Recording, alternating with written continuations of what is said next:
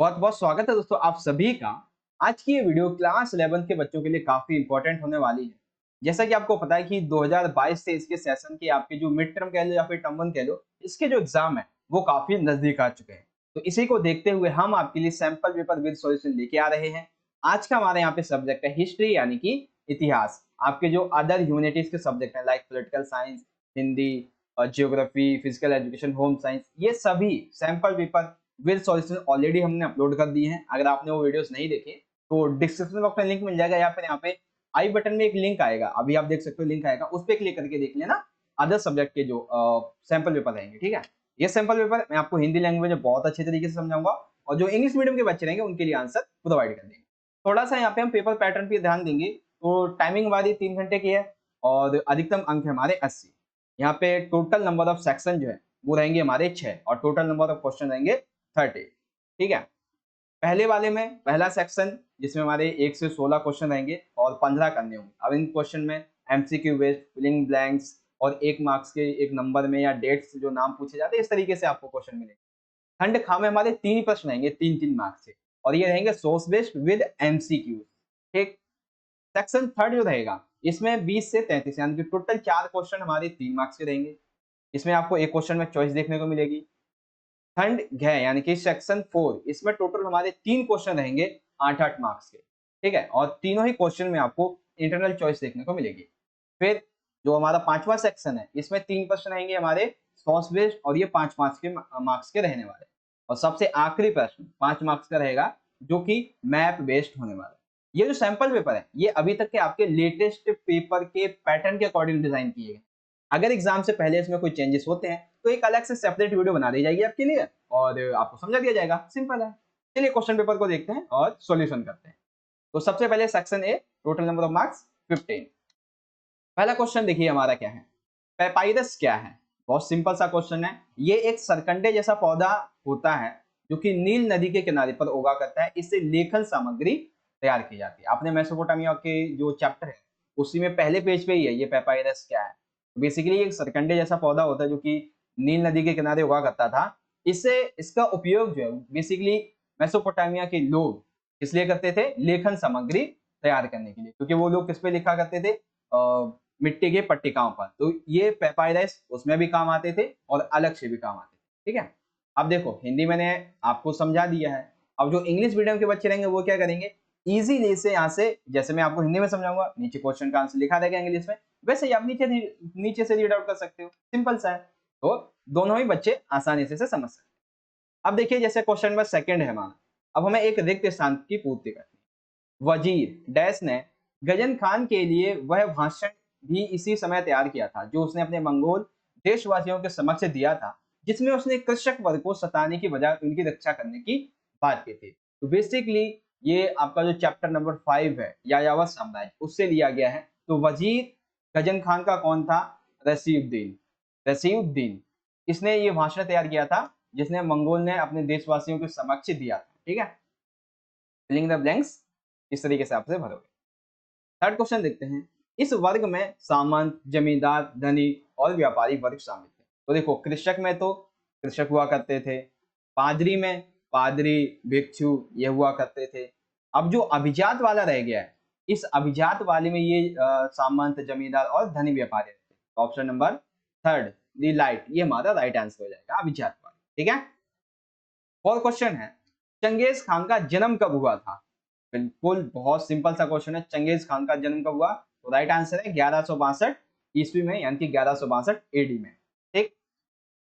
अब question number 5 देखिए, मठ से आप क्या समझते हैं। देखो वैसे तो चाहो आप एक ही पॉइंट लिखो, 1 मार्क्स मिल जाएगा, लेकिन मैं आपको थोड़ा अच्छे से समझाऊंगा इसलिए 2 लिखे मैंने। देखो कुछ अत्यधिक धार्मिक व्यक्ति पादरियों के विपरीत थे जो लोगों के बीच नगरों में और गांव में रहा करते थे। वे एकांत जिंदगी जीना पसंद करते। अर्थात कुछ लोग ऐसे थे जो पादरियों के विपरीत नगरों और गांव में रहते थे। ये एकांत जिंदगी जीना पसंद करते थे। वे धार्मिक समुदाय में रहते थे जिन्हें मोनेस्ट्री या फिर मठ या फिर एबी कहा करते थे। ये अधिकतर मनुष्य की आम आबादी से बहुत दूर होते थे। तो मठ क्या है, मठ ऐसे आध्यात्मिक व्यक्तियों की जगह थी जहाँ पर जो कि बेसिकली आम आबादी से काफी दूर होते थे और ये एकांत जीवन जीना पसंद किया करते थे, जिन्हें एबी मठ या मोनेस्ट्री कहा जाता है। इस तरीके से आप इजीली समझ सकते हैं। ठीक है, what do you understand bye मठ, आप ये 2 पॉइंट एक्सप्लेन करेंगे। क्वेश्चन नंबर 6 क्या है? यूरोप में भयंकर अकाल की स्थिति कब पड़ी थी? तो यूरोप में जो भयंकर अकाल पड़ा था वो पड़ा था 1315 से 1317 के बीच। ठीक है, अब देखो जैसे मैं आपको आंसर बता रहा हूँ तो आप क्या कर सकते हैं कि एमसीक्यू बेस्ड है, तो मेरे आंसर बताने से पहले आप अंदाजा लगाइए कि क्या होगा, तो इससे क्या होगा कि आपका भी रिवीजन हो जाएगा। ठीक है, तो यहाँ पे क्या हो गया, यूरोप में सबसे भयंकर अकाल कब पड़ा था? 1315 से 1317 के बीच। ठीक है, अब क्वेश्चन नंबर 7 देखो, मारी नगर के शासक के बारे में कौन सा कथन यहाँ पे गलत है? यानी कि 4 कथनों में से मारी नगर के जो शासक थे, तो बेसिकली इन्होंने जो मूल निवासी थे उनसे अलग ये कपड़े पहनते थे, बिल्कुल ठीक है। इन्होंने स्टेपी क्षेत्र के देवता डैगन के लिए मारी नगर में एक मंदिर भी बनवाया था, ये भी ठीक है। और मारी के राजा एमोराइट समुदाय के थे, ये भी ठीक है। यानी कि मारी के जो राजा है इनके बारे में कौन सा कथन गलत हुआ? तीसरा, स्थानीय देवी देवताओं का आदर, बिल्कुल भी नहीं। इन्होंने स्थानीय जो देवी देवताओं थे इनका अनादर किया था। अनादर करने के पश्चात इन्होंने स्टेपी क्षेत्र के देवता डैगन के लिए एक मंदिर बनवाया।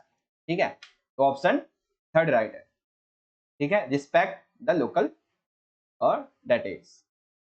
उसके बाद क्वेश्चन नंबर 8 है, विश्व की सबसे पहली नगरीय सभ्यता। देखो अब आपके दिमाग में क्या क्वेश्चन आएगा कि अच्छा मेसोपोटामिया सभ्यता के बारे में हमें बताया गया है, तो हो सकता है कि मेसोपोटामिया हो। नहीं, देखो मेसोपोटामिया हालांकि विश्व की सबसे पहली सभ्यता जरूर रही है, ठीक है, ये है सबसे पहली सभ्यता, लेकिन हमें पूछा गया है नगरीय सभ्यता, तो नगरीय सभ्यता है सिंधु।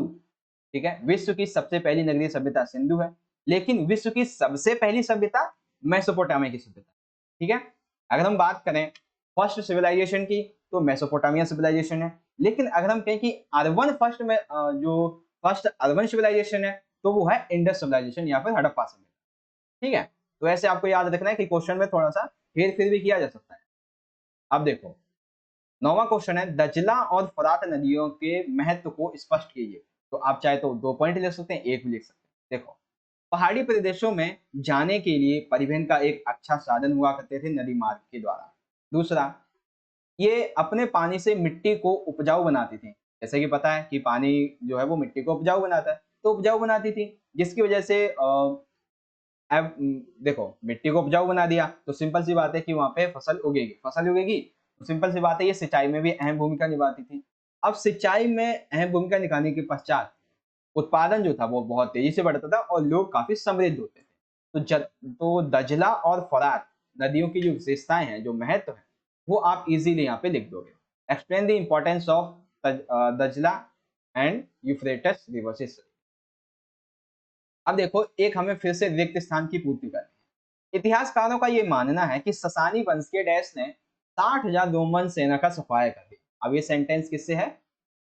रिक्त स्थान की हमें इसमें पूर्ति करनी है। तो बेसिकली इतिहासकारों का मानना है कि ससानी वंश के शापुर प्रथम के द्वारा लगभग 60,000 सेनाओं का सफाया कर दिया गया। तो ये हमारा राइट आंसर। ठीक है, शापुर फर्स्ट। क्वेश्चन नंबर 11 की बात करें, वह कौन सा शासक था जिसने 27 ईसा पूर्व में जो राज्य स्थापित किए थे उसे प्रिंसिपेट कहा गया? तो मुझे नहीं लगता इसका आंसर किसी को भी नहीं पता होगा, सभी को पता होगा। ऑगस्टस ने 27 ईसा पूर्व में जो राज्य स्थापित किए थे उन्हें कहा गया था प्रिंसिपेट। तो राइट ऑप्शन इज थर्ड। क्या? क्वेश्चन नंबर 12, इटली के प्रसिद्ध मठ का नाम लिखिए। देखिए आप एक लिख सकते हैं, लेकिन मैं आपको 2 बता रहा हूँ ताकि दोनों में से जो अच्छा लगे उसे याद करें। इटली के प्रसिद्ध मठ का नाम, तो सबसे पहला था जो 519 ईस्वी में बनाया गया था, सेंट बेनेडिक्ट, 529 सेंट बेनेडिक्ट। दूसरा है 910 बरगंडी में स्थापित क्लूनी। आप कैसे याद रख सकते हैं? एक तो इटली में, देखो इटली के प्रसिद्ध मठ का पूछा गया, तो इटली के प्रसिद्ध मठ का नाम क्या है? सेंट बेनेडिक्ट, और कब बनाया गया था? 529 में। अगर पूछा जाएगा बरगंडी में कौन सा स्थापित है, तो 910 ईस्वी का क्लूनी। इस तरीके से याद रखेंगे, ठीक है। अब इसी तरीके से आप इजीली से इंग्लिश में रीड आउट कर। अब यहाँ पे क्वेश्चन नंबर 13 देखो क्या कहता है, मेसोपोटामिया सभ्यता में खेती कब शुरू हुई? यानी कि जो मेसोपोटामिया सभ्यता है यहाँ पे एग्रीकल्चर, खेती की शुरुआत कब हुई थी? तो देखो 4 ऑप्शन है, इन चारों में से राइट ऑप्शन है 7000 से 600 ईसा पूर्व के बीच में मेसोपोटामिया में खेती की शुरुआत हो गई थी। ठीक है, बहुत अच्छे तरीके से आपको समझ में आ रही होंगी सारी चीजें।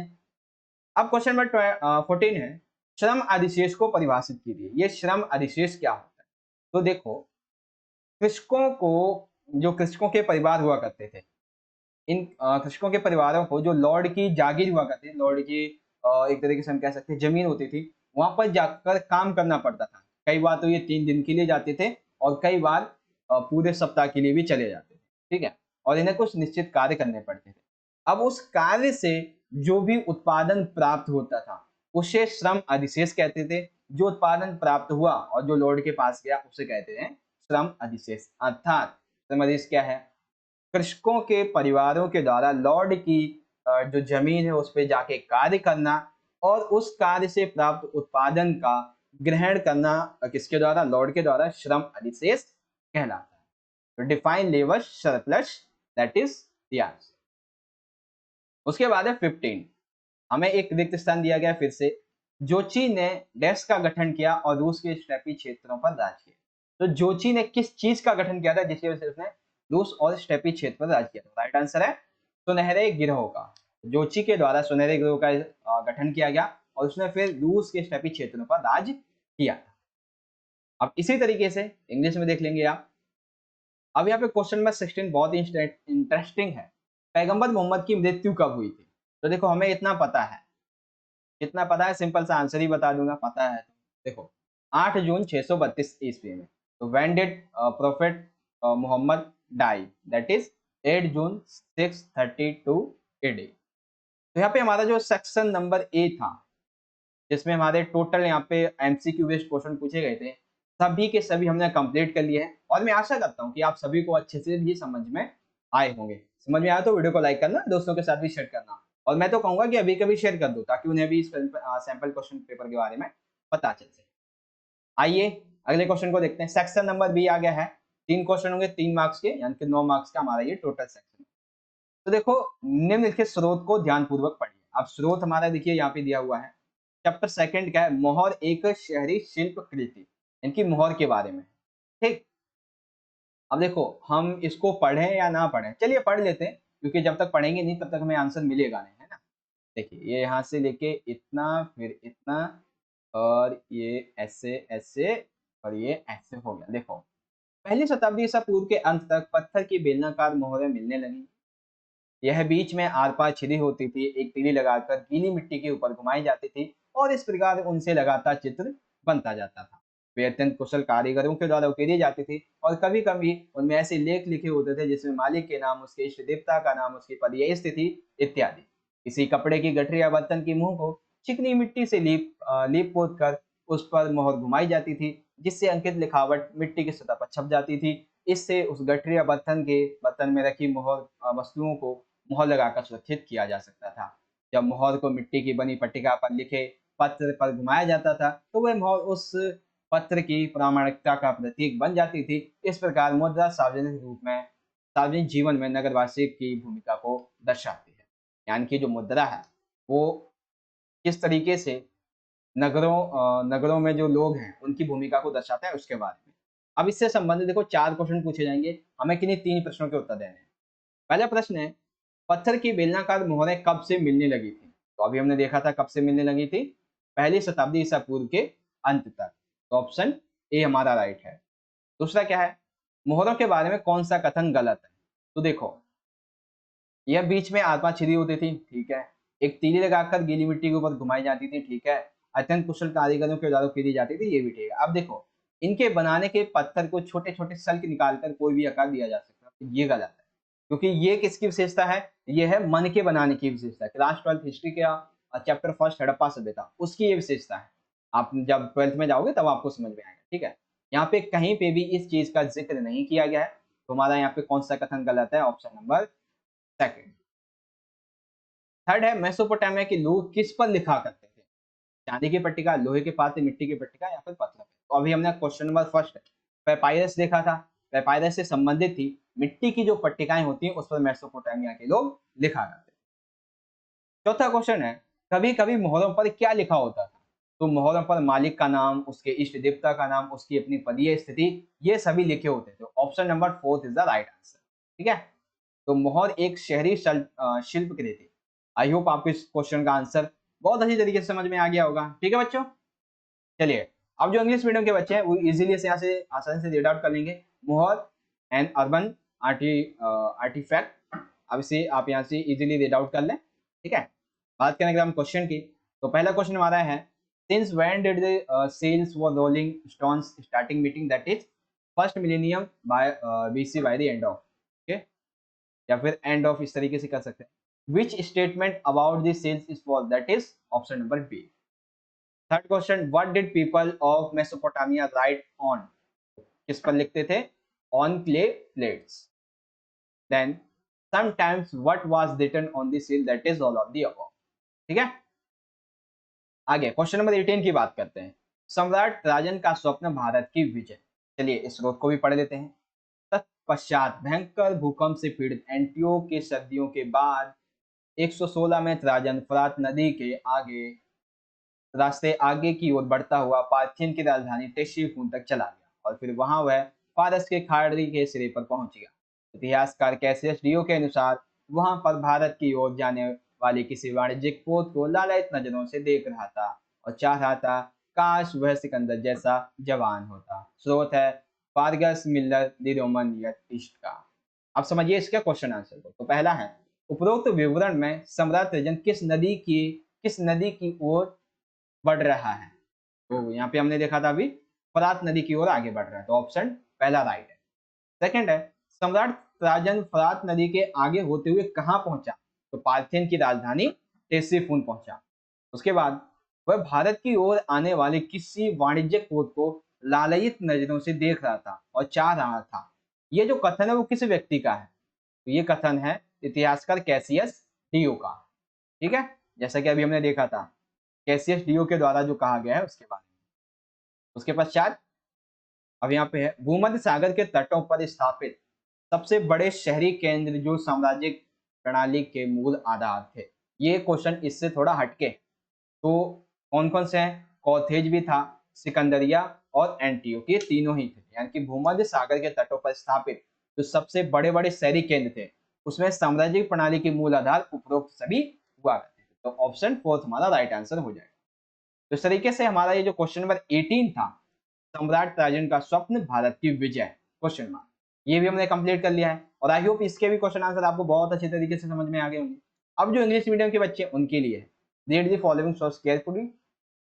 Imperial Trajan dream conquest of India, अब इस सोच को आप इजीली पढ़ सकते हैं। बात करें क्वेश्चन की, in the above description from which river did imperial Trajan life, that is Euphrates River.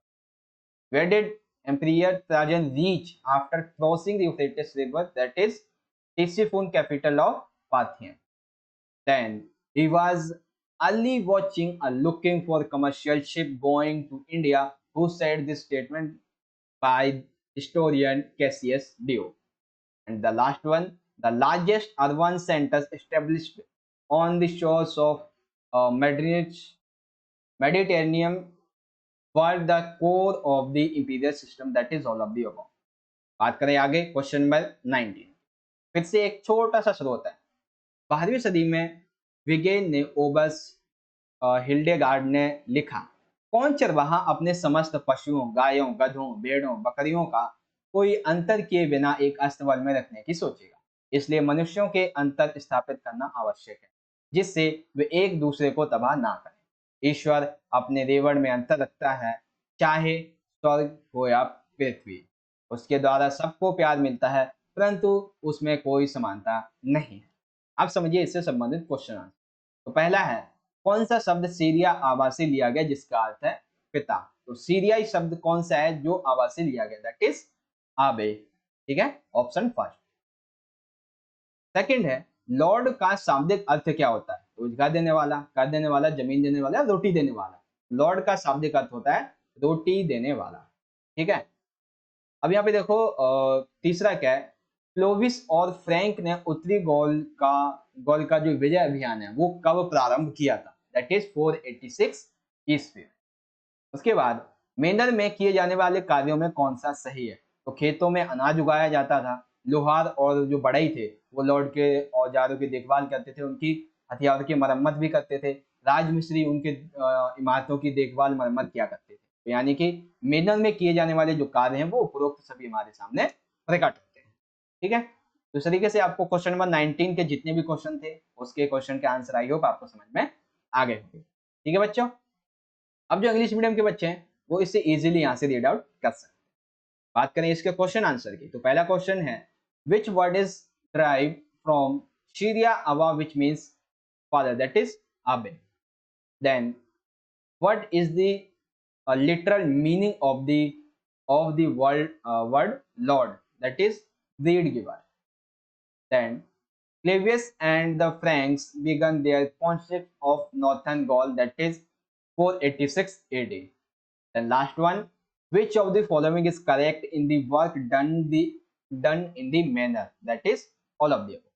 तो इस तरीके से हमारा जो ये सेक्शन नंबर, एक सेकेंड कहाँ गया, बी, हाँ सेक्शन नंबर बी, सभी हमने आसानी से यहाँ पे कंप्लीट कर लिए और सभी क्वेश्चन आंसर मैंने बहुत अच्छे तरीके से आपको समझाया है। एंड आशा करता हूँ कि आपको सब कुछ अच्छे से समझ में आया हो। गाइस समझ में आ रहा हो तो वीडियो को लाइक करना और चैनल पे नए हो तो चैनल को भी सब्सक्राइब जरूर कर लेना ऐसे इंपॉर्टेंट वीडियोस के लिए। चलिए सेक्शन नंबर सी की शुरुआत करें। ठीक है, सेक्शन सी में 3-3 मार्क्स के टोटल 4 क्वेश्चन होंगे। ठीक है, एक क्वेश्चन में चॉइस भी होगी। पहला क्वेश्चन है लॉर्ड तथा नाइट के बीच एक अहम कड़ी फीफ रही है, स्पष्ट कीजिए। यानी कि हमें फीफ को संदर्भ में रखते हुए, फीफ को केंद्र में रखते हुए लॉर्ड और नाइट के संबंधों को समझाना। तो देखो बेसिकली चौकिया कृषक और सैनिक पर्याप्त नहीं थे लॉर्डों के लिए, ठीक है, और कुशल अश्वसेना की आवश्यकता थी। इसीलिए इस मांग ने एक नए वर्ग को बढ़ावा दिया जिसे कहा गया नाइट्स। अब ये थे कौन? यह लॉर्ड से उसी प्रकार से संबंधित थे जैसे कि लॉर्ड राजा से संबंधित। मतलब क्या है भाई इसका? तो देखो लॉर्ड जो था उसने नाइट को एक जमीन का टुकड़ा दिया हुआ था, एक भूभाग दिया हुआ था जिसे फीव कहा जाता था, उसकी रक्षा करने का वचन दिया था। फेव को उत्तराधिकारी के रूप में पाया जाता था, इनकी नाइट जो है उस जमीन के टुकड़े को, उस फेव को अपने बच्चों को दे सकता था। यह लगभग 1000 से 2000 एकड़ या उससे भी अधिक क्षेत्र में फैली हुई होती थी, जिसमें नाइट और उसके परिवार के लिए एक पंचक्की, मध्य संपीड़क के अतिरिक्त उसके व उसके परिवार के लिए एक घर, चर्च और उस पर निर्भर व्यक्तियों के रहने की व्यवस्था भी शामिल होती थी। यानी कि जो फीफ है वो एक बहुत ही बड़ा जमीन का टुकड़ा होता था जिसमें नाइट स्वयं भी रहता था और लॉर्ड के लिए काम करने के कुछ लोग उसमें रहा करते थे, उसका परिवार रहता था। ठीक है, पंचक्की, मदरा संपीड़क और भी कुछ बहुत सारी यहाँ पे चीजें रहती थी। इसी के साथ जो सामंती मेनर था, सामंती मेनर की तरह फीफ की जो भूमि थी वो कौन जोतते थे? कृषक। जैसे कि सामंती मेनर है उसकी, उसे कौन जोतते थे? कृषक। वैसे ही फीफ की जुताई कृषकों के द्वारा की जाती थी। बदले में नाइट अपने लॉर्ड को एक निश्चित रकम दिया करता था और युद्ध में उसकी तरफ से लड़ने का वचन देता। अर्थात देखो लॉर्ड नाइट को जमीन का टुकड़ा देते थे, बदले में नाइट उन्हें वचन देते थे कि हम आपकी और आपके क्षेत्र की रक्षा करेंगे। ठीक है, अब उस फीफ में नाइट का पूरा परिवार, उसके सगे संबंधी एवं कार्य करने वाले लोग वो सभी रहा करते थे। जिस तरह सामंती मेनर की जो जुताई है वो कौन करते थे? कृषि करते थे, कृषक। वैसे ही ये जो फीफ है इसकी कृषि कौन करते थे? किसान करते थे। ठीक है, और बदले में जो नाइट्स थे वो लॉर्ड को थोड़ा पैसा दिया करते थे और उनके क्षेत्र की रक्षा करने की बात किया। तो इस संदर्भ में लॉर्ड और नाइट के बीच में फीफ एक अहम कड़ी का कार्य करती है। आई होप आप समझ गए। ठीक है, अब इसी तरीके से जो इंग्लिश मीडियम के बच्चे हैं, fief has been an important link between the lord and the knight. Explain how is it? That is like this. आप इस तरीके से इसे एक्सप्लेन कर दोगे इन पॉइंट्स के माध्यम से। ठीक है बच्चों, चलिए आगे बढ़ते हैं। क्वेश्चन नंबर 21, मेसोपोटामिया के शहरी जीवन में विवाह कैसे हुआ? यानी कि विवाह की जो पद्धति थी वो मेसोपोटामिया के शहरी जीवन में कैसे थी? तो देखो मेसोपोटामिया के शहरों में अलग अलग तरीके का जीवन व्यतीत होता है जिसमें से उसमें विवाह करने की प्रक्रिया बहुत अहम। सबसे पहले क्या होता था? विवाह करने की इच्छा के बारे में घोषणा करनी होती थी, चाहे लड़की हो या लड़का हो। अगर विवाह की इच्छा है तो पहले घोषणा की जाती थी। उसके पश्चात वधु के जो माता पिता हैं, यानी कि लड़की के जो माता पिता हैं, वो विवाह के लिए सहमति देते थे कि हाँ हमारी बेटी भी राजी है, हम भी राजी हैं, तो अब विवाह हम करते हैं। वर पक्ष यानी कि लड़के का पक्ष और वधु पक्ष दोनों ही मिलकर आपस में एक दूसरे को कुछ उपहार दिया करते थे और जब विवाह की रस्म पूरी हो जाती थी तो उपहारों का आदान प्रदान किया जाता था। वे एक साथ बैठकर भोजन किया करते थे, मंदिर में जाके भेंट चढ़ाया करते थे, ताकि जो एक जोड़ा है, प्रेमी जोड़ा, वो सदा सुहागन बना रहे। जब नववधु को उसकी माँ सांस लेने आती थी, तो वधु को उसके पिता के द्वारा दिया गया हिस्सा दे दिया जाता है। ठीक है? अर्थात जो नई नवेली दुल्हन होती है, जब उसको लेने उसकी सास आती है, तब ये कहा जाता है कि इसके पिता का जो हिस्सा है, अब इसे दे दिया जाता है। ठीक है? जमीन का हिस्सा जो। तो ये आई होप आप समझ गए होंगे। छोटा सा सिंपल सा क्वेश्चन है, मेसोपोटामिया के शहरी जीवन में विवाह किस तरीके से हुआ करते थे। तो ये जो जितने भी पॉइंट्स हैं, आप इजीली इन्हें रीड आउट कर सकते हैं और मैंने आपको समझा भी दिया है। ठीक है? बात करें इंग्लिश में, how did मेसोपोटामियंस get married in urban life, that is like this. आप इस तरीके से इसका आंसर लिखेंगे। ठीक है? क्वेश्चन नंबर 21 आई होप आप समझ गए। 22 की बात करते हैं, तो इसमें दो क्वेश्चन है, किसी एक का आंसर लिखना है। तीसरी शताब्दी के संकट का वर्णन करना है, अदरवाइज हमें क्या करना होगा, रोमन साम्राज्य के शहरी जीवन का वर्णन। एक तो देखो, या तो तीसरी शताब्दी का वर्णन कर दो, या तो रोमन साम्राज्य के शहरी जीवन का। तो हम करेंगे पहले तीसरी शताब्दी, फिर रोमन साम्राज्य। तो ऐसा नहीं है कि प्रथम और द्वितीय शताब्दियां जो थे, वो शांति, समृद्धि और आर्थिक विस्तार का प्रतीक। हालांकि तीसरी शताब्दी में संकट उभरा, इसीलिए इसका नाम ज्यादा है। तो देखो, तीसरी शताब्दी में तनाव उभरा, ईरान के ससानी वंश ने कई बार आक्रमण किए और आक्रमण करते हुए 15 वर्षों में फरात की दिशा में अपने कदम बढ़ाए। इतिहासकारों का यह मानना है कि ससानी वंश के शाहपुर प्रथम ने, जैसे कि हमने क्वेश्चन तीसरे चौथे में देखा था, 60,000 सेना का सफाया कर दिया था तथा रोम की जो पूरी राजधानी है एंटियोक, इस पे अधिकार कर लिया। और अधिकार करने के पश्चात यहाँ पे जर्मन की जो मूल जनजातियां, जैसे कि फ्रैंक और एलमनाई और गोथ, ये डैन्यूब नदी की सीमाओं पर आक्रमण कर रोमन साम्राज्य के विभिन्न प्रांतों पर कब्जा कर लिए, जिससे साम्राज्य में अस्थिरता आ गई। सम्राट उन लोगों के खिलाफ लड़ा करते थे जिन्हें रोमवासी विदेशी बर्बर कहा करते थे। लगातार आक्रमण करने की वजह से यहाँ पे 47 वर्षों में 25 सम्राट हुए, जिसे तीसरी शताब्दी का संकट कहा। अर्थात प्रथम और द्वितीय शताब्दियां हालांकि शांति, समृद्धि और आर्थिक विस्तार का प्रतीक मानी जाती है, तो वहीं तीसरी शताब्दी एक बहुत ही अहम युद्ध की दृष्टि से माना जाता है, क्योंकि इसमें ससानी वंश ने बहुत ज्यादा आक्रमण किए, फरात नदी तक जो है अपने साम्राज्य को फैलाया। एक यहाँ पे व्यक्ति था ससानी वंश का शापुर प्रथम, इसने तकरीबन 60,000 रोमन सेना का सफाया कर दिया था और रोम की जो पहले की राजधानी थी एंटियोक, उस पर अधिकार कर लिया। फिर यहाँ की बहुत सारी जनजातियों ने रोमन साम्राज्य के खिलाफ, रोम की जो ये जो आक्रमण हुआ था, इसके खिलाफ कदम उठाए और इन्होंने कई सीमाओं पर अपना दबदबा कायम कर लिया। रोमन सम्राट जो भी हुआ करते थे, वो जिन्हें रोमवासी विदेशी बर्बर कहा करते थे, उनके खिलाफ लड़ते थे। यहाँ पे 47 वर्षों में लगभग 25 सम्राट हुए, इसीलिए इसे तीसरी शताब्दी का संकट कहा जाता है। आई होप आप समझ गए होंगे, दूसरी बार समझाया होगा तो अच्छे समझ में आया होगा, है ना। चलो, रोमन साम्राज्य के शहरी जीवन का वर्णन। अब रोमन साम्राज्य का शहरी जीवन कैसा था, तो देखो, बेसिकली रोमन साम्राज्य में नगर एक ऐसा शहरी केंद्र हुआ करता था जिनके अपने दंडनायक, नगर परिषद, अपना एक सुनिश्चित राज्य क्षेत्र, जिसमें उसके अधिकार क्षेत्र में आने वाले कई ग्राम शामिल हैं। अधिक बेसिकली ये जो रोमन साम्राज्य था, ये नगर एक शहरी केंद्र हुआ करते थे। यहाँ पर उनका अपना एक दंडनायक, यानी कि उनकी एक अलग अपनी कोर्ट हुआ करती थी, नगर परिषद होता था, एक अपना सुरक्षित राज्य क्षेत्र होता था।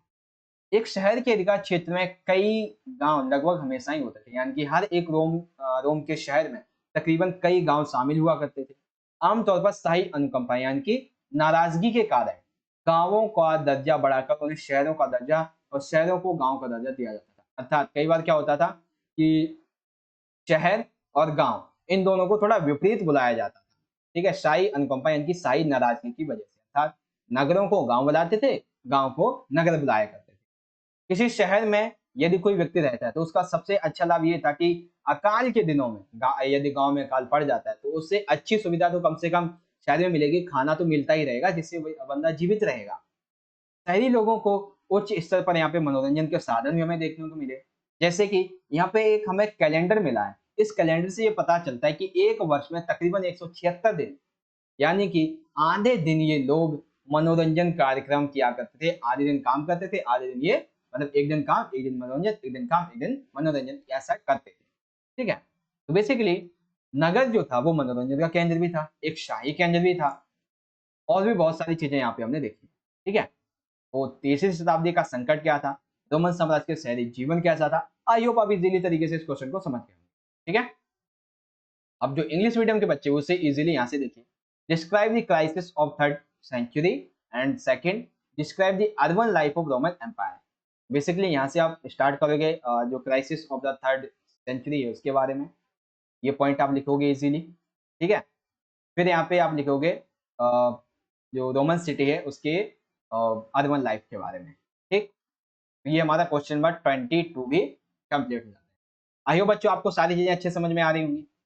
अब चलिए क्वेश्चन नंबर 23 की बात करते हैं। मंगोलों की सामाजिक स्थिति का वर्णन कीजिए।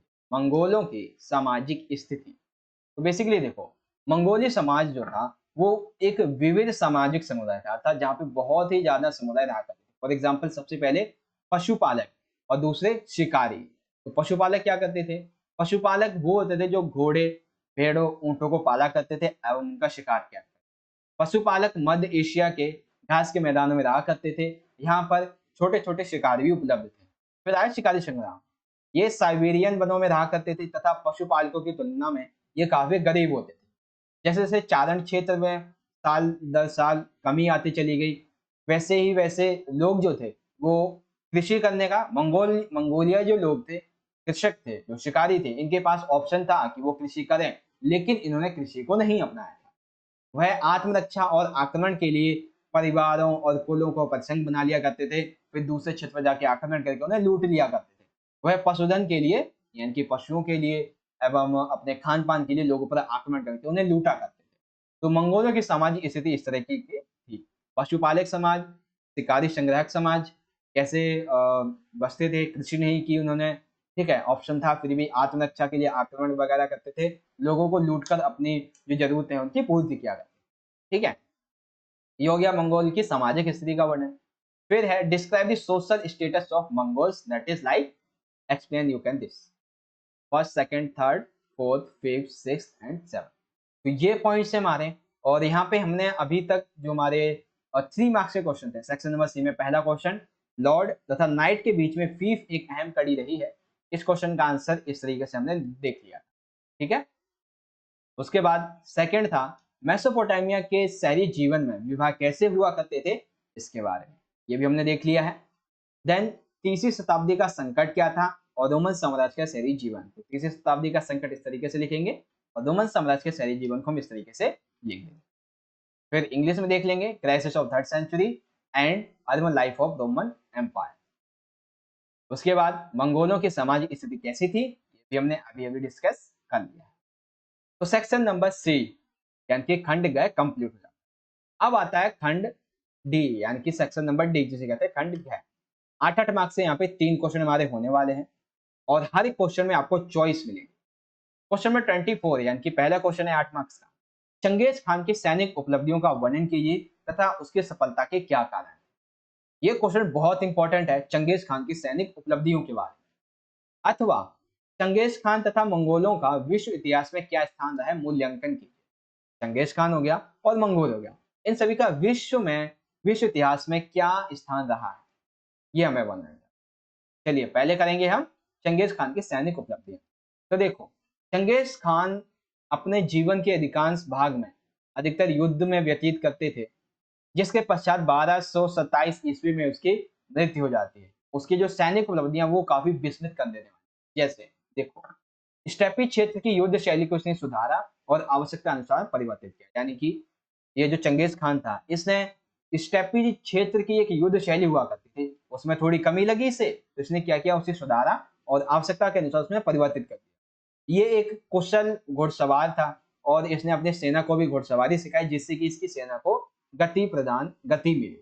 अब जैसे लोग घोड़ों पर सवार होते थे, तो इसको तीरंदाजी का भी अद्भुत कौशल था, तो इसने अपनी सेना को घुड़सवारी भी सिखाई, तीरंदाजी का अनुभव भी सिखाया, जिसकी वजह से अब ये लोग आसानी से और तेज गति से यात्रा कर सकते थे एवं शिकार भी कर सकते थे। ठीक है, उसके पश्चात घोर शीत मौसम में युद्ध अभियान प्रारंभ करता था। उनके नगरों और शिविरों में प्रवेश के लिए बर्फ से जमी हुई नदियों का राजमार्गों की तरह प्रयोग किया था, अर्थात जब शीत मौसम होता था, अधिक शीत मौसम, तभी अपने युद्ध अभियान को अंजाम देता था, क्योंकि उस समय अदर जो सेना होती है वो इतनी ज्यादा एनर्जेटिक नहीं रहती जितने की ये और इसकी सेना रहती थी। अब इसने क्या किया, नगरों और शिविरों में प्रवेश करने के लिए बर्फ से जमी हुई जो नदियां थी, इनका उपयोग किया राजमार्गों की तरह, यानी कि अपने आने जाने के लिए।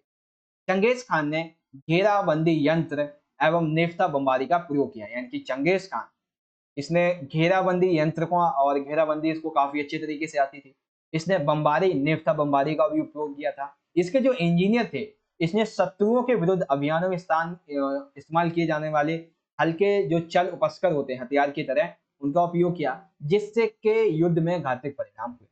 अर्थात अगर हम चंगेज खान की सैनिक उपलब्धियों की बात करें तो कैसे लिख देंगे, सबसे पहले स्टेपी क्षेत्र की युद्ध शैली को सुधारा, उसमें परिवर्तन किया। ये एक कुशल घुड़सवार था जिसने अपनी सेना को घुड़सवारी सिखाई। ये एक अच्छा तीरंदाजी था, इसने अपनी सेना को तीरंदाजी सिखाई। घुड़सवारी और तीरंदाजी के अनुभव से इसकी सेना बहुत शक्तिशाली बनी, तेज गति से एक जगह से दूसरी जगह जा सकती थी और शिकार भी कर सकती थी। ये बेसिकली अपने जो युद्ध अभियान थे उसे शीत मौसम में बेसिकली अंजाम देता था। इसने घेराबंदी यंत्र, नेफ्ता बमबारी इसका प्रयोग किया, और इसने अपने इंजीनियरों से हल्के जो चल बस्कर होते हैं इनका निर्माण भी करवाया। ठीक है, तो ये है चंगेज खान के सैनिक उपलब्धि। सेकंड क्वेश्चन है, चंगेज खान और मंगोलों का विश्व इतिहास में एक अहम स्थान है, कैसे? तो देखो भाई, चाहे चंगेज खान हो या मंगोल हो, दोनों का ही एक अहम स्थान है। सबसे पहले मंगोलों की अगर हम बात करें तो चंगेज खान ने मंगोलों को संगठित किया था, तथा लंबे समय से चली आ रही जो कबीलाई लड़ाइयां थी और जो चीनियों के द्वारा शोषण किया जा रहा था मंगोलों का, उससे मुक्ति दिलाई थी। यानी कि मंगोल जो हैं वो चंगेज खान को क्यों इंपॉर्टेंट मानते हैं, क्योंकि इसने मंगोलों को एकत्र किया था। लंबे समय से कबीलाई जो लड़ाइयां चली आ रही थी, चीनियों के द्वारा मंगोलों का शोषण किया था, उससे आजादी दिलाई जा रही थी। इसने मंगोल साम्राज्य को काफी ताकतवर और समृद्ध बनाया, जिसने एक पार महाद्वीपीय साम्राज्य को संगठित किया। साथ ही साथ व्यापार के रास्तों, बाजारों को पुनर्स्थापित किया, जिससे वेनिस के मार्को पोलो की तरह दूसरे यात्री आकर्षित हुए। यानी कि इसने मंगोल साम्राज्य के जो व्यापार के रास्ते हैं और जो बाजार था, इसको पूरी तरीके से एक नया रूप दिया, जिससे अन्य विदेशी यात्री यहाँ पे आए। उसके पश्चात जैसे कि एक व्यक्ति था तैमूर, इसने खुद को एक विश्वव्यापी आकांक्षा रखते हुए राजा घोषित किया। ठीक है, और ये कहता था कि मैं चंगेज खान का वंशज हूँ। लेकिन ये असल में तो था नहीं। तब चंगेज खान ने क्या कहा, चंगेज खान ने इसे अपना एक दामाद के रूप में स्वीकार कर लिया, ताकि कोई हिंसा वगैरह ना हो और रोमन साम्राज्य आसानी से बना रहे। ठीक है, तो रोमन साम्राज्य में ये है चंगेज खान के बारे में सारे पॉइंट, पहला, दूसरा, तीसरा, चौथा और पांचवा। अब मंगोलों के बारे में सुनो। मंगोल शासक जो थे वो स्वयं भी विभिन्न धर्मों, आस्थाओं से संबंध रखने वाले हुआ करते, अर्थात मंगोल शासक चंगेज खान की तरह ही अन्य संप्रदाय, विभिन्न धर्म, अन्य आस्थाओं से रखने वाले होते हैं, जैसे कि बौद्ध, ईसाई और इस्लाम। मंगोल शासक ने सभी जातियों, सभी धर्मों के लोगों को अपने राजनीतिक सभा में, अपने प्रशासन में, अपने सैनिक दलों में भर्ती कर रखा था। इनका शासन बहुजातीय था, बहुभाषीय था, बहुधार्मिक था। ठीक है, मंगोलिया एक स्वतंत्र राष्ट्र के रूप में जब अपनी पहचान बना रहा था, यानी कि मंगोल जो था, जब वो मंगोलिया बना, स्वतंत्र देश बना, ठीक है, तब उसने चंगेज खान को एक महान राष्ट्र नायक के रूप में परिवर्तित किया। यानी कि उसने कहा कि जब मंगोलिया स्वतंत्र राष्ट्र बन रहा था तो उसने कहा कि चंगेज खान हमारे लिए एक महान राष्ट्र नायक रहे हैं, क्योंकि इन्होंने इतिहास में मंगोलों को काफी संगठित कर उन्हें समृद्ध बनाया था, जिसका सार्वजनिक रूप से सम्मान किया जाता है। उनकी जो उपलब्धियां हैं उनका वर्णन आज भी मंगोलों के मुंह से आप सुन सकते हैं। ठीक है, तो ये चीज आपको समझ में आ गई होगी। सेक्शन डी का पहला क्वेश्चन, चंगेज खान की सैनिक उपलब्धियां, तो ये कुछ उपलब्धियां रही हैं। और उसके पश्चात चंगेज खान और मंगोलों का क्या विश्व में स्थान रहा है, वो इजीली आप यहाँ से इसे रीड आउट कर सकते हो। ठीक है, आशा करता हूँ आपको समझ में आ गई होंगी सारी चीजें। इंग्लिश में देखेंगे, describe the military achievements of Genghis Khan and what were the reasons for his success. And other question that is, evaluate the place of Genghis Khan and Mongols in world history। तो सबसे पहले तो हम लिखेंगे जो military achievements हैं किसकी, Genghis Khan वर astonishing. तो ये आप पॉइंट लिख देंगे। उसके बाद for the Mongols Genghis Khan was greatest ruler ever, that is how you like write answer like this. तो अब आता है हमारा क्वेश्चन नंबर 25। 14वीं शताब्दी के आरंभ में जो यूरोप का आर्थिक स्तर था वो धीमा क्यों पड़ गया, इसके क्या कारण थे? ठीक है, ये हमें बताना। उसके बाद दूसरा है 11वीं शताब्दी में यूरोप में जो विभिन्न प्रौद्योगिकी बदलाव हुए उसके बाद। ठीक है, तो सबसे पहले यूरोप का आर्थिक विस्तार क्यों धीमा पड़ गया 14वीं शताब्दी में, इसको देखो। तो ऐसा हुआ इस तरीके से कि 13वीं शताब्दी के अंत तक यानी कि 14वीं शताब्दी के शुरुआती दौर में उत्तरी यूरोप में ग्रीष्म ऋतु यानी कि जो गर्मी का मौसम होता है उसका स्थान ले लिया था ठंडी ग्रीष्म ऋतु ने, यानी कि ठंडी और ग्रीष्म ऋतु में। इससे क्या हुआ कि जो पैदावार के जो मौसम थे यानी कि फसल की पैदावार के मौसम वो काफी छोटे हो गए। इससे क्या हुआ कि फसल उत्पादन में कमी हुई। ठीक है, यहाँ पे तूफान आए, सागरीय बाढ़ें आई, जिसकी वजह से एक तो फसल नष्ट हो गई और कई बार तो पूरे खेत खराब हो जाते थे जहाँ पे कई सालों तक कृषि नहीं की जा सकती थी। अन्य जो भी फार्म्स हुआ करते थे वो भी नष्ट हो गए। अब यहाँ पे क्या हुआ कि उत्पादन खत्म, फार्म खत्म। तो यहाँ पे सरकार को क्या करना चाहिए, कर को या तो खत्म कर दो या कम कर दो, लेकिन सरकार यहाँ पे करों में आमदनी कर दी जिसकी वजह से जनता काफी त्राही त्राही करने लगी। ठीक है, ये हो गया। उसके पश्चात यहाँ पे पहले ना 3 फसलें उगाई जाती थी। ठीक है, यानी कि पहले की गहन जुताई थी और 3 फसलें उगाई जाती जिसकी वजह से भूमि की जो उपजाऊपन क्षमता थी उसमें कमी आई और जो पैदावार था वो भी काफी ज्यादा कम हो गया। अब यहाँ पे जो चरागाह हुआ करते थे यानी कि बेसिकली जो चरवाहे आकर जिस जगह पर अपने पशुओं को चराया करते थे वो भी कम हो गए। इसकी वजह से पशुओं की संख्या में कमी आई। अब जब पशुओं की संख्या में कमी आएगी तो उनसे प्राप्त होने वाला माल जैसे कि दूध, रेशम, ये सभी खत्म होने लगे। इससे क्या होगा, आर्थिक स्थिति पे काफी कमजोर होने लगा। जनसंख्या यहाँ पे बहुत तेजी से बढ़ने लगी और जब जनसंख्या बढ़ेगी और विकास होगा नहीं, संसाधन उतने ही हैं, तो उपलब्ध संसाधन कम पड़ने लगेंगे। इवन संसाधन पूरी तरीके से नष्ट भी होने लगे। 1315 से लेकर 1700 ईस्वी में यूरोप में एक भयंकर अकाल पड़ा। इस अकाल की वजह से कई हजार पशु, कई हजार जो लोग थे उनकी मृत्यु हुई थी। ऐसा बताया जाता है 1320 में तकरीबन हजारों की संख्या में पशुओं की मृत्यु हो गई। उसके पश्चात मुद्रा और धातु इसका व्यापार कम हो गया। अर्थात देखो, ऑस्ट्रेलिया व सर्बिया जहाँ से चांदी मुख्यतः प्राप्त होती थी, यहाँ से चांदी की खानों में चांदी का उत्पादन और उसका खोदना वो कम हो गया था। इस वजह से व्यापार काफी प्रभावित हुआ। साथ ही साथ जो जलपोत हुआ करते थे यानी कि एक तरीके से आप शिप्स कह सकते हो, इन शिप्स के जरिए चूहे आए। ये चूहे अपने साथ एक ब्यूबेनिक यानी कि प्लेग जैसे एक संक्रमण की बीमारी लेके आए, जिसकी वजह से कई लाख लोग ग्रसित हुए और लाखों की संख्या में लोग मारे गए। ठीक है, अब यहाँ पे लोग मारे गए तो इससे क्या हुआ कि जो मजदूर थे इनकी संख्या में कमी आई। अब मजदूर में कमी आएगी, मजदूरों की संख्या में, तो सिंपल सी बात है ये अधिक मजदूरी की मांग करेंगे। तो अधिक मजदूरी की मांग में इन्होंने 250% की मांग की। अर्थात यदि कोई व्यक्ति 100 रुपए मजदूरी लेता था पहले, तो अब वो उसी के लिए 350 रुपए लेगा, यानी कि 250 प्लस। ठीक है, अब यहाँ पे एक नई शासन व्यवस्था बनाई गई। पहले क्या था 14वीं शताब्दी से पहले कि राजा सबसे टॉप पे होता था पिरामिड के शिखर पे, लेकिन अब ऐसा नहीं था। अब जो शासन है वो भक्ति, विश्वास और आपसी निर्भरता पर टिका हुआ है। वह अब व्यापक दरबारी समाज और आश्रयदाता अनुयायी तंत्र का केंद्र हो चुका। तो इस तरह से 14वीं शताब्दी में जो यूरोप था इसका आर्थिक विस्तार धीमा क्यों पड़ गया, ये है इसके अहम कारण। और मैं आशा करता हूं अब आपको इसके क्वेश्चन आंसर का ये जो पार्ट है पहला वाला ये समझ में आ गया। ठीक है, इसी तरीके से दूसरा समझेंगे कि 11वीं शताब्दी में यूरोप में जो प्रौद्योगिक बदलाव हुए वो कौन कौन से हुआ करते थे। ठीक है, चलिए देखिए।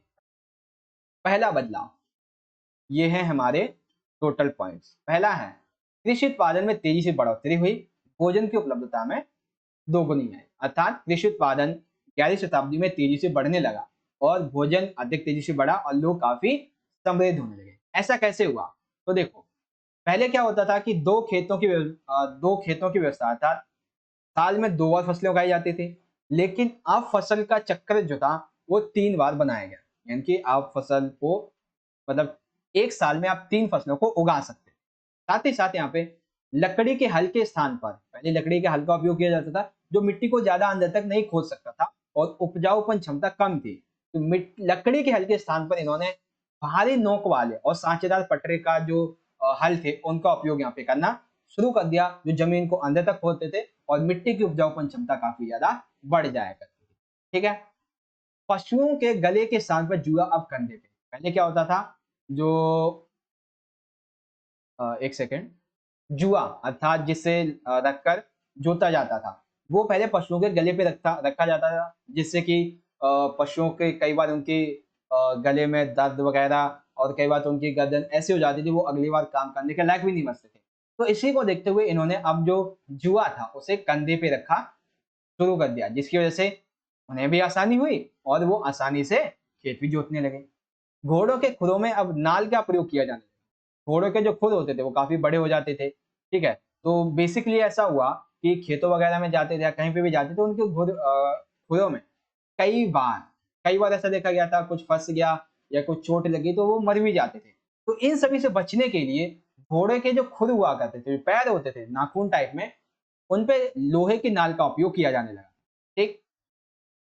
कृषि के लिए वायु और जल शक्ति का उपयोग अर्थात वायु और जल शक्ति इसका उपयोग किया जाने लगा, जिसकी वजह से अत्यधिक तेजी से फसल उत्पादन किया जाने लगा। संपीड़कों व चक्कियों में भी वायु तथा जल शक्ति का उपयोग। बेसिकली देखो, 11वीं शताब्दी में क्या हुआ, वायु और जल शक्ति का उपयोग हुआ। पहला, कृषि में जल शक्ति का उपयोग हुआ।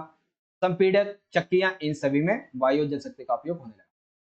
कृषकों के द्वारा खेती योग्य भूमि का जो विस्तार हुआ, इसकी वजह से एक नया वर्ग, हमें पता है 3 वर्ग हुआ करते थे, पादरी, अभी सर सबसे टॉप पे होते थे पादरी, फिर अभिजात, फिर कृषक। तो यहाँ पे चौथा वर्ग नहीं था, लेकिन ये 11वीं शताब्दी में जितने भी ये परिवर्तन हुए हैं जो अभी तक मैंने आपको बताए हैं, इन सभी की वजह से ये जो परिवर्तन अभी तक आपने देखे हैं 7 पॉइंट तक, सॉरी ये जो 6 पॉइंट तक है, इन सभी की वजह से एक नए वर्ग का उदय हुआ जो था चौथा वर्ग का।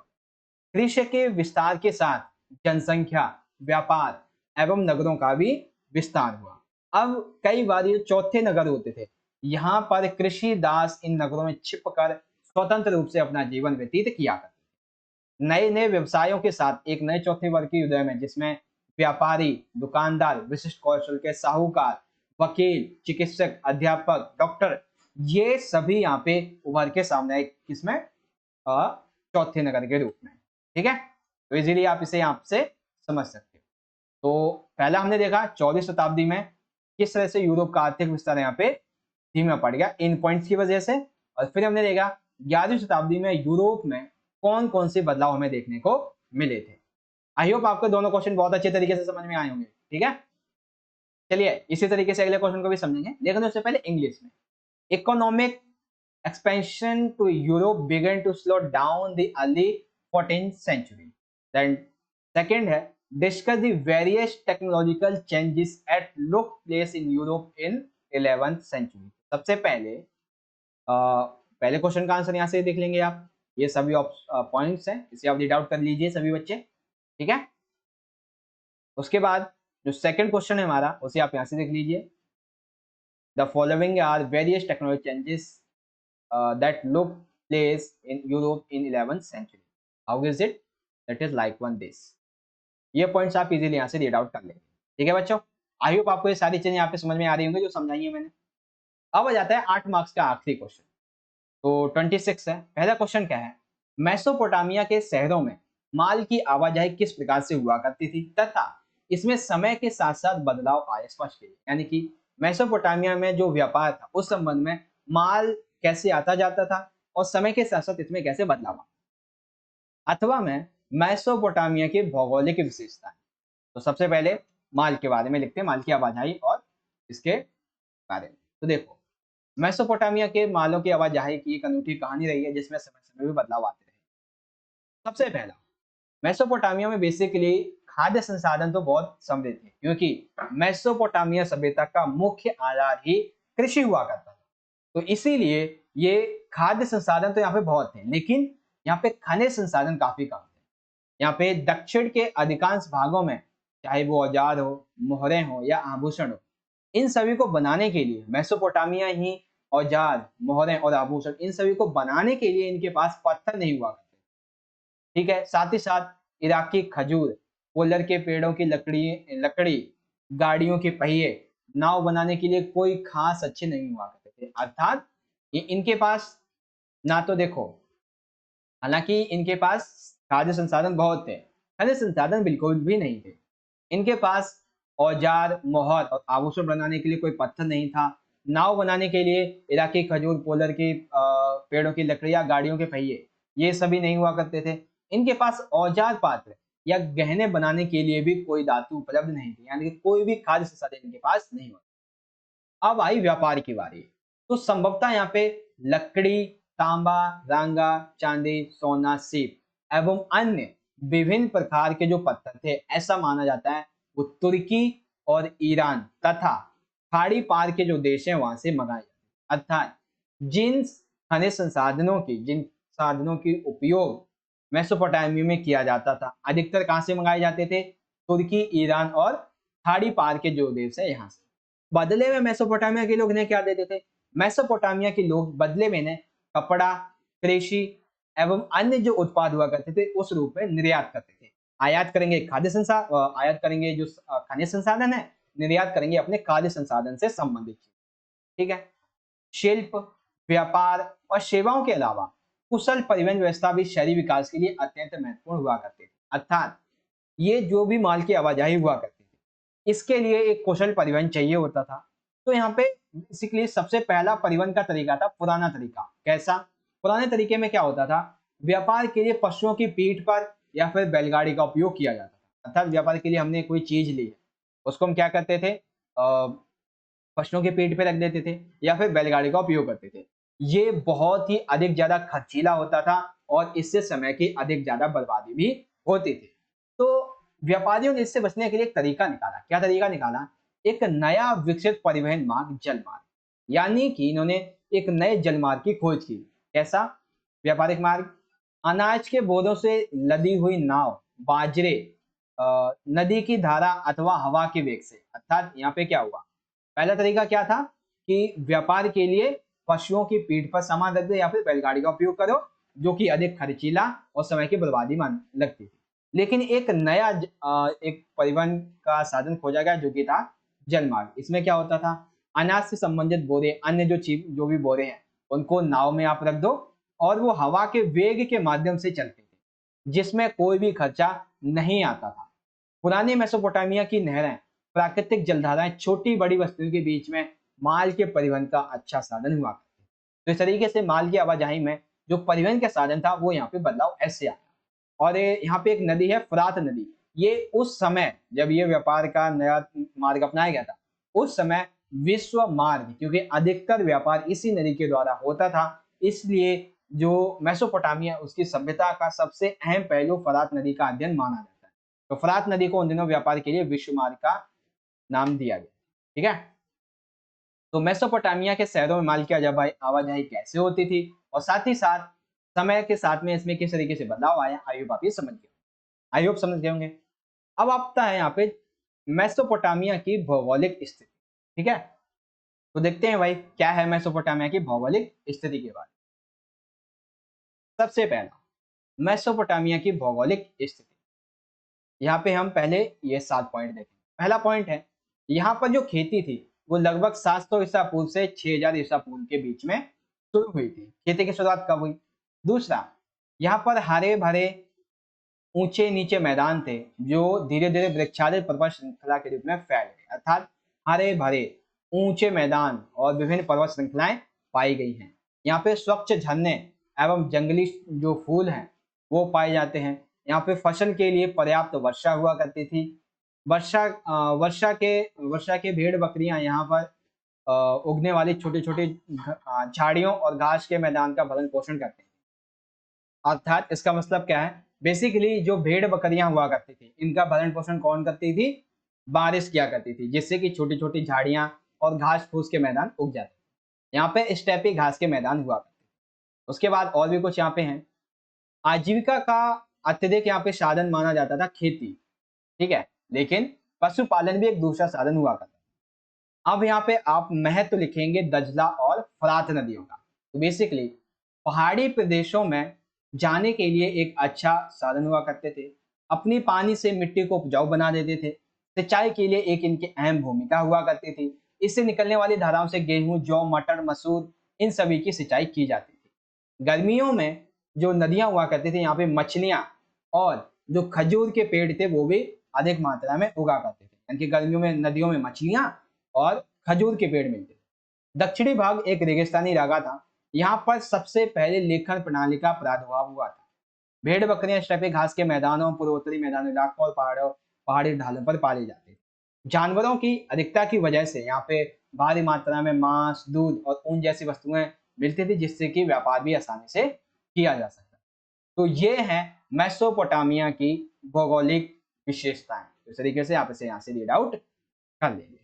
ठीक, तो ये हो गया हमारा क्वेश्चन नंबर 26। अभी तक देख लो 8-8 मार्क्स के हमारे कौन कौन से क्वेश्चन हो गए हैं। पहला क्वेश्चन था चंगेज खान की सैनिक उपलब्धियों का वर्णन, और चंगेज खान और मंगोल इनका विश्व में क्या स्थान है। ठीक है, तो सैनिक उपलब्धियां कौन से चंगेज खान की ये हैं, और इन दोनों का ही, मंगोल और चंगेज खान का, क्या यहाँ पे योगदान है विश्व इतिहास में, इसके बारे में। फिर इंग्लिश में आपने इसे देख लिया था, जो कि मैंने आपको समझाई दिया है। उसके बाद यहाँ पे देखा हमने 14वीं शताब्दी के आरंभ में यूरोप का जो आर्थिक विस्तार था वो धीमा क्यों पड़ गया, तो इन सभी कारणों की वजह से धीमा पड़ गया था। 11वीं शताब्दी में यूरोप में जो बदलाव हुए वो कौन कौन से थे, तो वो बदलाव ये हुए थे। और उसके पश्चात हमने देखा इंग्लिश में, जो कि मैं आपको बता ही चुका हूँ पहले ही ऑलरेडी। फिर हमने देखा यहाँ पे हिंदी में मेसोपोटामिया के शहरों में माल की आवाजाही किस प्रकार से हुआ करती थी, और बाद में जाके इसमें किस तरीके से चेंजेस आते। ठीक, फिर हमने मेसोपोटामिया की जो भौगोलिक स्थिति है इसके बारे में यहाँ पे डिस्कशन कर लिया है। ठीक है, अब जो इंग्लिश मीडियम के बच्चे यहाँ से इजीली रीड आउट करेंगे, explain how the movement of goods was done in the cities Mesopotamia and change over time. Other right the geographical features of Mesopotamia. तो पहले क्वेश्चन का आंसर आप इस तरीके से लिखेंगे, और ये हैं अदर पॉइंट्स, यहाँ पे इजीली से रीड आउट कर लीजिएगा। ठीक, फिर the following are the geographical features of Mesopotamia. ये पहले आप 5-6 पॉइंट यहाँ से याद करेंगे, और फिर इजीली इन पॉइंट्स को याद करेंगे। तो अभी तक हमारे 8 मार्क्स के सभी क्वेश्चंस यहाँ पे हो जाते हैं कंप्लीट। चलिए सेक्शन नंबर ए की बात करते हैं, यानी कि सेक्शन नंबर 5 15 मार्क्स का है, यानी कि 5-5 मार्क्स। तो यहाँ पे देखो हमें स्रोत पढ़ना है और इसका आंसर। स्रोत है हमारा बुखारा पर कब्जा। तो मैं स्रोत को नहीं पढ़ने वाला हूँ क्योंकि इसमें काफी टाइम लग जाएगा, और ऑलरेडी हमारा 1 घंटा होने वाला है, तो हम इसे छोड़ते हैं। सीधा हम क्या करते हैं, सोर्स के जो क्वेश्चन आंसर है उसको डिस्कस करते हैं। आप इसे यहाँ से पढ़ लेना, ठीक है, इसे इजीली यहाँ से रीड आउट कर लेना, आप सभी आसानी से पढ़ सकते हो। ठीक, चलिए पढ़ ही लेते हैं, 2 मिनट का तो टाइम ही लगेगा। चलिए देखिए, बुखारा पर कब्जा। 13वीं शताब्दी के ईरान के मंगोल शासकों के एक फारसी इतिहास का जुवैनी ने 1200 ईस्वी में बुखारा के विजय का वृतांत दिया है। जुवैनी के कथन अनुसार नगर विजय के बाद चंगेज खान उस सब मैदान में गया जहां पर नगर के धनी व्यापारी एकत्रित थे। उन्हें संबोधित कर रहा, अरे लोगों, तुम्हें यह ज्ञात होना चाहिए कि तुम लोगों ने अनेक पाप किए हैं, और तुमसे जो अधिक संपन्न लोग हैं उन्होंने सबसे अधिक पाप किए हैं। अगर तुम मुझसे पूछो कि इसका मेरे पास क्या प्रमाण है, तो इसके लिए मैं कहूंगा कि मैं ईश्वर का दंड हूँ। यदि तुमने पाप न किए होते तो ईश्वर ने मुझे दंड हेतु तुम्हारे पास ना भेजा होता। अब कोई व्यक्ति बुखारा पर अधिकार होने के बाद शासन भाग गया था, कई व्यक्ति भाग गए थे। उससे उससे नगर के भाग्य के बारे में पूछने पर उत्तर दिया, वे नगर आए, दीवारों को ध्वस्त कर दिया, जला दिया, लोगों का वध किया, लूटा और जल दिए। यह है बुखारा के कब्जा की कहानी, जो कि फारसी इतिहासकार जुवैनी के मुंह से कही गई। अब चलिए क्वेश्चन आंसर को। फारसी इतिहासकार जुवैनी ने कब बुखारा की विजय का वृत्तांत दिया है, 1 मार्क्स का क्वेश्चन है, सिंपल सी बात है, 1220 ईस्वी। दूसरा क्वेश्चन है, उपरोक्त विवरण में जुवैनी के दृष्टिकोण को स्पष्ट कीजिए। तो देखो ये पूरा ही विवरण जुवैनी का ही है, तो पूरे का पूरा आप चाहो तो लिख सकते हो, लेकिन 2 मार्क्स का है तो हमें 4 पॉइंट लिखने पड़ेंगे। ठीक है, तो वैसे तो मैंने यहाँ पे 3 लिखे हैं। आप देखो क्या करेंगे, ये जब क्वेश्चन पूछा जाएगा कि उपरोक्त विवरण दीजिए, ठीक है, तो हम क्या करेंगे, इस पूरे के हु लिख देंगे, यहाँ से लेके ये जो है यहाँ से, इतना पूरे का पूरा लिख देंगे, इसी को सेम एज इट इज उठा के लिख देना। बिल्कुल मार्क्स नहीं कटेगा, सेम लिख देना, क्योंकि कई बार क्वेश्चन का आंसर वो पूरा का पूरा होता है। अभी और भी आएंगे ऐसे क्वेश्चन। स्टेपी निवासियों के इतिहास के विषय में हमें किन किन स्रोतों से जानकारी प्राप्त होती है। हाँ, ये थोड़ा सा अलग है। तो देखो, सबसे पहला इतिवृत्तों से और यात्रा वृत्तांतों से। स्टेपी क्षेत्र के जो निवासी हैं, इनके बारे में क्या जानकारी के स्रोत है? इतिवृत्त तथा यात्रा वृत्तांत। नगरीय साहित्यकारों के जो दस्तावेज हैं, इनके बारे में। और भी कुछ स्रोत हैं, जैसे कि चीनी, मंगोली, फारसी और अरबी भाषा के जो स्रोत हैं, वो भी यहाँ पर हमें देखने को मिलते हैं। ठीक है, तो ये आपको समझ में आ गया स्टेपी क्षेत्र के इतिहास के विषय में किस तरीके से हमें जो स्रोत है वो मिलते हैं। तो ये हो गया बुखारा पर कब्जा के बारे में। अब इसी को आप यहाँ पे इजीली इंग्लिश में रीड आउट कर सकते हो। Read the following source carefully. Capture of Bukhara, ये है जुवैनी की कहानी के बारे में। चलिए क्वेश्चन देखें। When the prison Chania Juveni has given the account of conflict of Bukhara, so 1220 AD. Explain Juveni's point of view of the above description. तो पूरा का पूरा लिख देंगे easily. From this source do we get information about the history of the steppe inhabitants. तो ये है हमारे ऑप्शंस, आंसर सॉरी। ठीक है, इसी तरीके से बात करते हैं क्वेश्चन नंबर 28 की। अब यहाँ पे ये क्वेश्चन है दासों के प्रति व्यवहार के बारे में। चलिए इसको भी पढ़ते हैं। कुछ ही समय बाद शहर के शासक ल्यूसियस पेडेनियस सेकेंडस का उसके एक दास ने कत्ल कर दिया। कत्ल के पश्चात पुराने रिवाज के अनुसार यह आवश्यक था कि एक ही छत के नीचे रहने वाले प्रत्येक दास को फांसी दे दी जाए, परंतु बहुत से निर्दोष लोगों को बचाने के लिए भीड़ एकत्र हो गई और दंगे शुरू हो गए। सेनेट भवन को घेर लिया गया। हालांकि सेनेट भवन में अत्यधिक कठोरता का विरोध किया गया, परंतु अधिकांश सदस्यों ने परिवर्तन किए जाने का विरोध किया। जो सेनेटर फांसी देने के पक्ष में थे, उनकी बात मानी गई, परंतु पत्थर और जलती हुई मशालों के लिए भारी भीड़ ने इस आदेश को कार्यान्वित किए जाने से रोका। नीरो ने अपने अभिलेख में लिखा, लोगों को फटकार लगाई और उन सारे मार्गों पर सेना लगा दी जहां सैनिकों के साथ दोषियों को फांसी चढ़ने के लिए ले जाया जा रहा था। स्रोत है टैसिटस 55 से 117 ईस्वी, आरंभिक साम्राज्य का इतिहास का। तो दासों के प्रति व्यवहार के बारे में ये कहानी कही गई। तो देखो अब इसमें क्वेश्चन सभी अलग होने वाले हैं। पहला क्वेश्चन है, दास प्रजनन से क्या आप समझते हैं? तो दास प्रजनन क्या है? तो बेसिकली गुलामों की संख्या बढ़ाने की ये एक ऐसी प्रथा हुआ करती थी, यानी कि गुलाम कम पड़ रहे थे, तो ऐसे में गुलामों की संख्या बढ़ाने के लिए ये एक ऐसी प्रथा थी जिसमें जो दासियां होती थी उनके साथ दासों को अत्यधिक प्रजनन यानी कि अत्यधिक बच्चे पैदा करने के लिए कहा जाता था, उन्हें प्रोत्साहित किया जाता था। और आगे चलकर इन दासों से उत्पन्न होने वाले जो पुत्र हैं, जो पुत्रियां हैं, वो भी आगे चलकर दास दासियां ही बनेंगी। ठीक है, तो ये होता है दास प्रजनन, यानी कि दासों के द्वारा प्रजनन किया जाना और वो प्रजनन किए हुए बच्चे भी दास ही बनेंगे, यही दास प्रजनन कहलाता है। दूसरा क्वेश्चन, रोमन साम्राज्य में श्रमिकों पर नियंत्रण रखने के बारे में कोई 4 बिंदु लिखिए। ठीक है, तो देखो बेसिकली रोम अर्थव्यवस्था में अधिकांश जो श्रम था वो दासों के द्वारा किया जाता, अधिकार कार्य दास ही किया करते।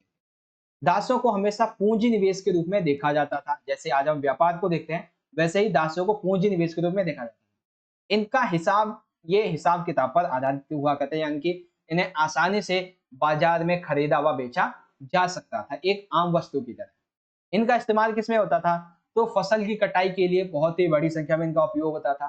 साथ ही साथ ऐसी जगह जो अस्वास्थ्य हो, मलेरिया जैसी बीमारियां ऐसी जगह फैली हो जहाँ पे आम लोग ना पहुंच पाए, वहां पे दासों को काम करने के लिए भेजा जाया करता था। उच्च वर्ग के लोग दासों के प्रति क्रूरतापूर्ण व्यवहार रखा करते थे, लेकिन निम्न लोग जानते थे कि इनके साथ क्या हो रहा है, कैसी ये यातनाएं झेल रहे हैं, तो निम्न वर्ग के लोग इनके साथ में सहानुभूति का जो व्यवहार है वो रखा। यहाँ पे वेतनभोगी मजदूर हुआ करते थे, अर्थात एक तो दास हो गए, एक हो गए वेतनभोगी। वेतनभोगी अर्थात ये काफी सस्ते पड़ते थे एवं उन्हें आसानी से छोड़ा और रखा जाता था। जबकि जो दास होते थे इनके लिए मालिकों को साल भर इनके खाने पीने का खर्चा उठाना पड़ता था, रहने के लिए जगह देनी पड़ती थी। जबकि वेतनभोगी मजदूर सस्ते पड़ते थे और कभी भी रखो कभी भी छोड़ दो। तो रोमन साम्राज्य में श्रमिकों की स्थिति के बारे में ये पॉइंट आप लिखो। इसी में आ जाता है अगला, कोलू मेला के द्वारा बताए गए श्रमिक नियंत्रण के तरीका लिखो, उसकी आलोचना की। तो देखो बेसिकली चाहे मुक्त हो चाहे दास हो, यानी कि मुक्त व्यक्ति हो दास हो, दोनों पर ही निरीक्षण रखना काफी अहम था। तो यहाँ पे सबसे पहले कोलुमेला का श्रमिक नियंत्रण का तरीका क्या था? ये तरीका ये था कि कोलुमेला ने 10-10 श्रमिकों का एक समूह बनाने की उसने सिफारिश की और साथ ही साथ ये दावा किया कि इन छोटे-छोटे 10-10 लोगों के जो श्रमिक हैं, उसमें हम आसानी से ये बता सकते हैं कि कौन-सा व्यक्ति काम कर रहा है और कौन-सा व्यक्ति काम चोरी कर रहा है। लेकिन इसी की आलोचना की है वरिष्ठ प्लिनी ने। इसने कहा कि 10-10 लोगों का ये जो दास का समूह है, मैं इसकी निंदा करता हूँ, क्योंकि उत्पादन नियोजन करने का ये सबसे खराब तरीका है, क्योंकि अलग-अलग समूह काम करने वाले दास हैं, उन्हें आम तौर पर पैरों में जंजीर डाल के रखा जाता है और वो अच्छी तरीके से अपने हाथ खोल के भी कार्य नहीं कर सकते। ठीक है? तो ये हो गया हमारा तीसरा वाला दासों के प्रति व्यवहार। पहला क्वेश्चन, दाज प्रजनन से आप क्या समझते हैं? रोमन साम्राज्य के प्रति और रोमन साम्राज्य में श्रमिकों की स्थिति के बारे में कोई 4 बिंदु और कोलुमेला के द्वारा दिया गया श्रमिक नियंत्रण का विचार और उसकी आलोचना। ठीक? अब इंग्लिश में देखेंगे ट्रीटमेंट ऑफ स्लेव्स। पहले आप इसे इजीली पढ़ेंगे, उसके बाद बात करें क्वेश्चन आंसर की। What do you understand by slave breeding and then breeding है basically. Write 4 points about the condition of workers in the Roman Empire. ये पॉइंट्स है, इजीली रीड आउट कीजिए। Then write the criticize the method of labour control suggest by Columella. ये point है, Columella का क्या यहाँ पे पॉइंट था और किस तरीके से क्रिटिसिज्म किया गया सीनियर प्लिनी के द्वारा। अब आ जाता है क्वेश्चन नंबर 29। ये है वारका शीर्ष चैप्टर 2 मेसोपोटामिया। ठीक है, बेसिकली ये वारका शीर्ष क्या है कि 3000 ईसा पूर्व उरूक नगर में स्त्री का यह सिर एक सफेद संगमरमर से तराशा गया। इसकी आंखें और भौहों में क्रमशः नीले लाजवर्द तथा सफेद सीफी और काले डामर की जड़ाई की गई होगी। सिरे के ऊपर एक खांचा बना हुआ है। ये जो खांचा आप देख रहे हैं, ये खांचा बना हुआ है जो शायद गहना पहनने के लिए उपयोग में लाया जाता होगा। यह विश्व प्रसिद्ध मूर्तिकला का एक नमूना है। इसके मुख, ठोड़ी और होठों को सुकोमल सुंदर बनावट के लिए इसकी प्रशंसा की जाती है। यह एक ऐसे कठोर पत्थर में तराशा गया है जिसे काफी अत्यधिक दूरी से लाया जाता होगा। इसलिए हम ये भी कह सकते हैं कि मेसोपोटामिया के लोग अत्यधिक दूरी तक व्यापार किया करते। अब समझिए इससे संबंधित क्वेश्चन। नगर में स्त्री का यह सिर सफेद संगमरमर से तराशकर कब बनाया गया? तो लगभग 300 ईसा पूर्व। उपरोक्त चित्र की विशेषताएं लिखिए। तो उपरोक्त चित्र की विशेषताएं क्या है? 3000 ईसा पूर्व में उरुक नगर में स्त्री का एक सिर मिला है, सफेद संगमरमर से तराशा गया है। इसकी आंखों और भुहों में नीले लाजवाब सफेद शीप काले डामर की जड़ें की गई होगी शायद, और सिर के ऊपर खांचा बना हुआ है जो कि शायद गहना पहनने के लिए उपयोग किया गया होगा। ये मूर्तिकला एक विश्व प्रसिद्ध नमूना है। बेसिकली ये पूरी विशेषता आप 2 मार्क्स में चाहो तो लिख सकते हो। चाहो क्या यही लिखना ही है आपको, पूरे 2 मार्क्स मिल जाएंगे। अब एक क्वेश्चन इसमें अलग पूछा गया है। कैसा क्वेश्चन है देखो, मेसोपोटामिया के शहरी क्रियाकलाप गांव से जुड़े हुए थे। कैसे? मेसोपोटामिया के जो भी शहरी क्रियाकलाप होते थे वो गांव से जुड़े हुए थे। कैसे होते थे भाई? तो देखो, अब जो इंग्लिश मीडियम के बच्चे वो इजीली यहाँ पे इंग्लिश में रीड आउट करें तब तक जब तक मैं पढ़ रहा हूँ। जब किसी अर्थव्यवस्था में खाद्य उत्पादन के अतिरिक्त अन्य आर्थिक गतिविधियां विकसित हो जाती हैं, तब किसी एक स्थान का जनसंख्या घनत्व बढ़ता था। इसके बाद कस्बे बनने लगते थे और ये कस्बे और ये नगरों के लोग हुआ करते थे। ये आत्मनिर्भर नहीं होते थे। उन्हें नगर या गांव के लोगों के द्वारा जो वस्तुएं दी जाती थी उनकी सेवाओं पर आश्रित रहना पड़ता था और ये सेवाओं और वस्तुओं के बदले गांव के लोगों को कुछ चीजें मतलब कि मुद्रा वगैरह दिया करते थे इनकी सेवाओं और वस्तुओं के बदले में। तो इस तरीके से हम ये कह सकते हैं कि मेसोपोटामिया के शहरी क्रियाकलाप गांव के लोगों से भी जुड़े हुए। ठीक है, इसी चीज को आप इजीली इंग्लिश में रीड आउट कर लेंगे। Read the following source carefully. Warka head, यहाँ पे इजीली रीड आउट कर सकते हैं। फिर क्वेश्चन है, when was the women's head in the city carved out of a white marble that is 3000 BC? Write the features of the above picture. And third is, villages are also associated with the urban activities Mesopotamia clarify.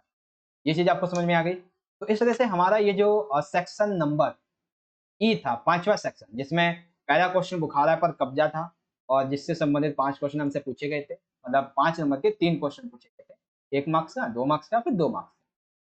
ठीक है, और English में भी capture of Bukhara ये भी हमने देख लिया है। आसानी से मैंने आपको समझा भी दिया इवन सारी चीजें।